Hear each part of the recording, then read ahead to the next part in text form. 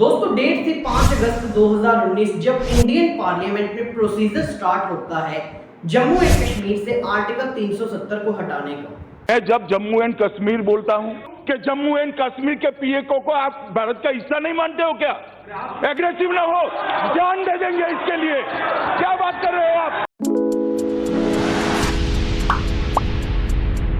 Bharatiya Janata party के leaders बात करते हैं कि 370 टूटने से पहले जम्मू कश्मीर बन चुका था आतंकियों का गढ़ और विकास भी नहीं हो रहा था, लेकिन इस बात में कितनी रियलिटी है। एक जमाने में धारा 370 की परछाई में यहां पर अलगाववादियों की मांगे, हुर्रियत जैसे संगठन और हुर्रियत जैसे संगठनों के नतमस्तक होती हुई सरकारें हमने देखी थी। नमस्कार दोस्तों, स्वागत है आप सभी का आपके YouTube चैनल कंबाइंड एजुकेशन में। दोस्तों आज की इस वीडियो में हम बात करेंगे जम्मू कश्मीर की सिचुएशन की और आर्टिकल 370 के पॉइंट ऑफ व्यू से इस सिचुएशन के बारे में आज की इस वीडियो में हम बात करेंगे। लेकिन सबसे पहले ये चीज समझना जरूरी है कि आर्टिकल 370 या धारा 370 क्या था इसका इतिहास।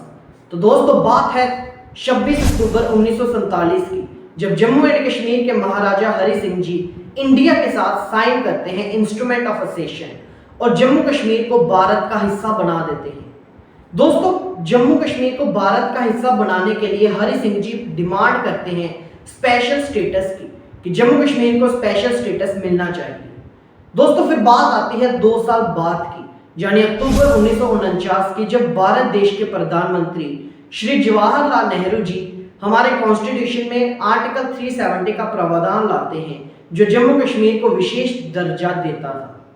अब आर्टिकल 370 के अकॉर्डिंग जम्मू एंड कश्मीर को किस तरह से स्पेशल स्टेटस मिलता था उसके लिए ये रिपोर्ट देखिए।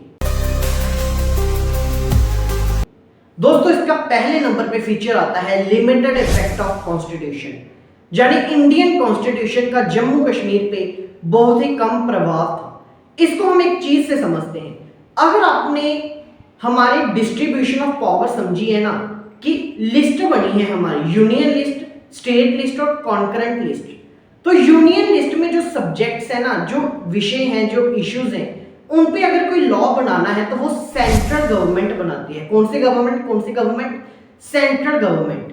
लेकिन आर्टिकल 370 के अकॉर्डिंग ये था कि जम्मू एंड कश्मीर के रिलेटेड अगर कोई लॉ बनाना चाहती है सेंट्रल गवर्नमेंट किन सब्जेक्ट्स पे, यूनियन लिस्ट में, तो वो नहीं बना सकती, सिर्फ 3 मुद्दों को छोड़ के, डिफेंस, फॉरेन अफेयर्स और कम्युनिकेशन। ये 3 मुद्दे ऐसे थे जहां पे सेंट्रल गवर्नमेंट लॉ बना सकती थी। लेकिन अगर बाकी मुद्दों पे लॉ बनाने थे तो सेंट्रल गवर्नमेंट को सबसे पहले कंसल्ट करना पड़ता था जम्मू कश्मीर की स्टेट गवर्नमेंट के साथ। दूसरे नंबर पे फीचर आता है सेपरेट फ्लैग एंड कॉन्स्टिट्यूशन।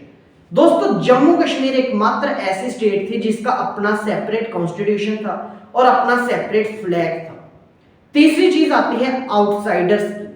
दोस्तों आर्टिकल 370 के अकॉर्डिंग एक आर्टिकल था आर्टिकल 35, जिसका एक प्रोविजन था कि जम्मू एंड कश्मीर में आउटसाइडर लोग जो जम्मू एंड कश्मीर के निवासी नहीं हैं, वो जम्मू एंड कश्मीर में जमीन नहीं खरीद सकते। उसके बाद एक और चीज आती है ड्यूअल सिटीजनशिप, डबल नागरिकता।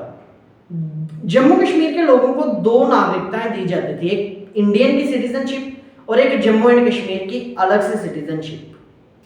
दोस्तों फिर समय आता है साल 2019 का, जब 5 अगस्त 2019 को पार्लियामेंट में प्रोसीजर शुरू होता है जम्मू एंड कश्मीर से आर्टिकल 370 को रिमूव करने का।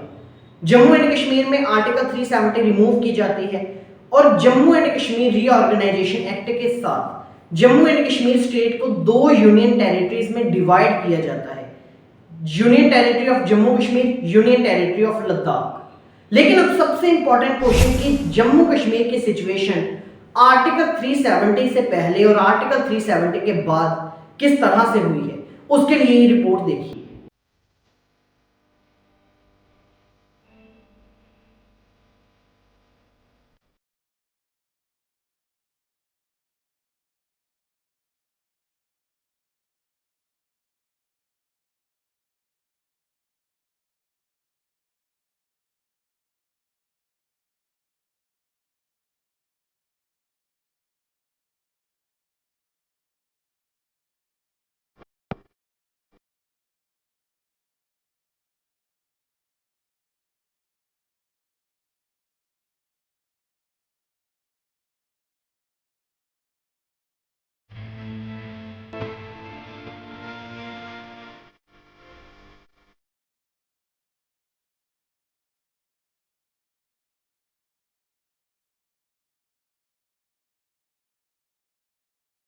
तो दोस्तों ये थी कहानी आर्टिकल 370 की। और आर्टिकल 370 से पहले जम्मू कश्मीर में किस तरह से नाम मात्र विकास हो रहा था, जम्मू कश्मीर में अलगावादी किस तरह से बढ़ चढ़ के हिस्सा ले रहे थे, पत्थरबाजी किस तरह से इंक्रीज हो रही थी, जो आर्टिकल 370 के रिमूवल के बाद से पूरी तरह से रुकी है।